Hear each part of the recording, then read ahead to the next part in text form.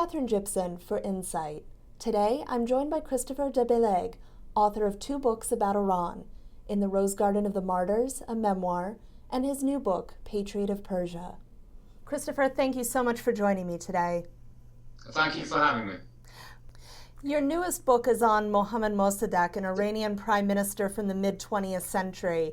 Why did you decide to write a book about him, and why is he so important to Iranians?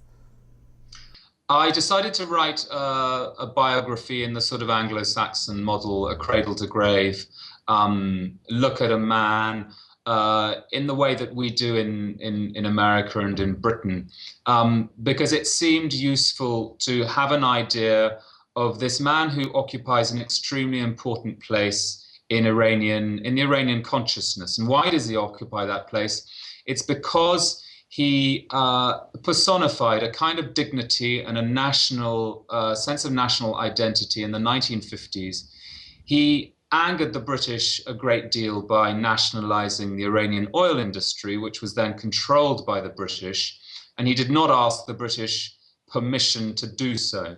And he was then the subject of extreme British anger and a campaign against him, in which the Americans were enlisted. And the result was in 1953, a coup d'etat launched by the CIA, but very much inspired by the British, which toppled Mossadegh and led to the growing dictatorship of the Shah.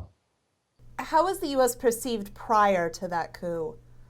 The US, I think, not simply in Iran, but elsewhere in the Middle East, was perceived as an honest broker. In Iran, there had been years, a century or more, of rivalry between Imperial Britain and Imperial and then subsequently communist Russia. And the Americans were regarded as a third choice, a choice that could provide expertise, investment, advice about institutions, but was not tainted by the imperial past. And at a stroke, in 1953, in August 1953, this fond image of the United States was dispelled, and it was dispelled forever.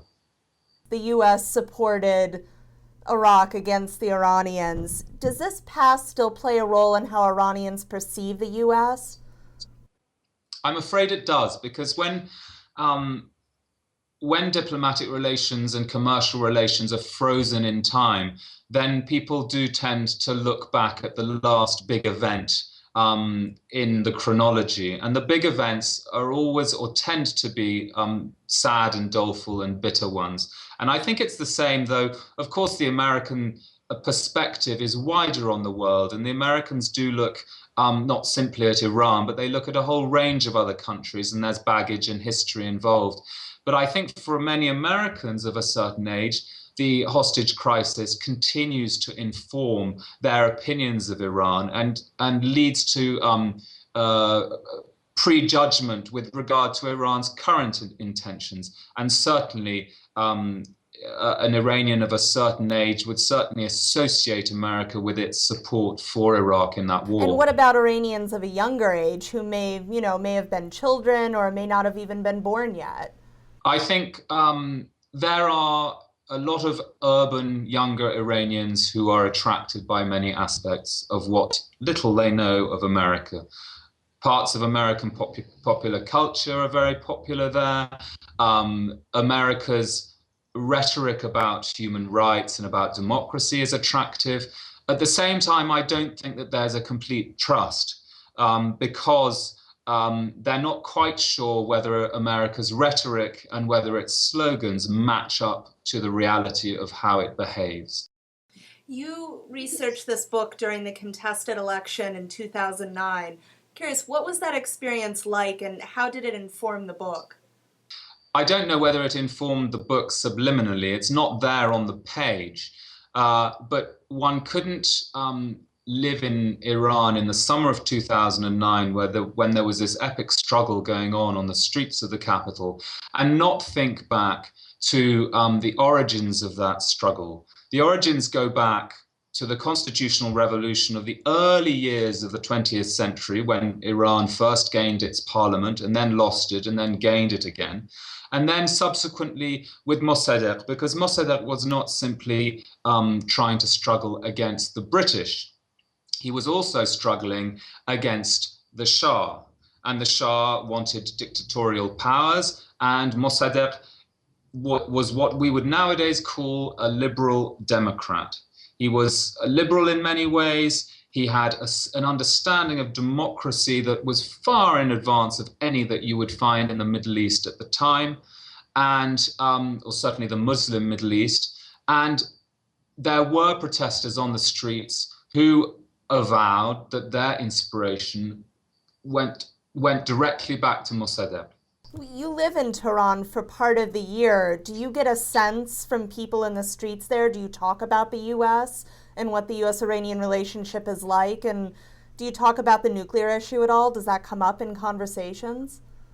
All of these things come up in conversation, but what is interesting is that many people in times of difficulty, and it is extremely difficult at the moment because sanctions are having an effect. And the idea of isolation is not a good one. It's not a good feeling for a country that has always been sophisticated and engaged with the outside world.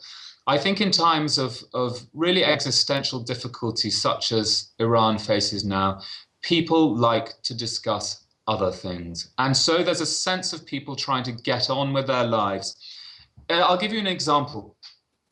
About 3 years ago, until about 2 or 3 years ago, with the oil wealth that Iran has, this percolated down to the middle classes. And there has always been, for the last few years, a huge number of people who left the country to go on holiday. They would go to Turkey, where they don't need to get a visa, or they would queue up and get a visa from Britain or from France or elsewhere. Those with relatives in the United States would try and go there. Now, because of sanctions, the value of the local currency has plummeted and their purchasing power has been severely cut. So now what is happening is that people are traveling inside the country and they're discovering parts of Iran that they would never have looked at before because they were so busy going to Dubai or to Europe or to Turkey. And I think that this exemplifies a kind of get on with life sort of attitude. You have to get on. The people naturally feel powerless. This is a dispute that's being played out between President Obama, the leadership of Iran, the leadership of Europe, the Arab world, the Turks. But it is not something that normal people can really have an influence on. So they do what they can only do, which is simply to get on with their lives. Very interesting. Well, I really appreciate you speaking with me today, Christopher. Thank you. Thank you so much, Catherine.